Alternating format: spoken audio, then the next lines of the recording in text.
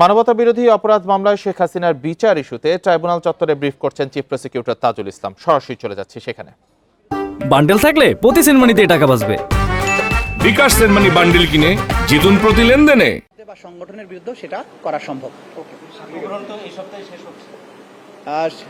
যখন শেষ হবে তখনই বুঝবেন শেষ হয়েছে। তো আমরা চেষ্টা করছি দ্রুত শেষ করার জন্য। আজকে যিনি দিচ্ছেন সাক্ষ্য, তারপরে ম্যাক্সিমাম হয়তো একজনের একটা সংক্ষিপ্ত সাক্ষ্য হতে পারে, এরপরেই ইনভেস্টিগেশন অফিসারদের।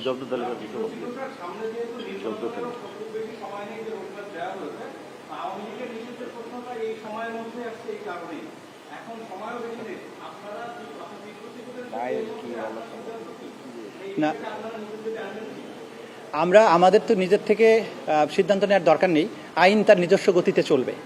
আর নির্বাচন আসলো কি আসলো না বিচারিক কার্যক্রমে আমরা সেটাও আমাদের ভাবার প্রয়োজন নেই বা সুযোগ নেই।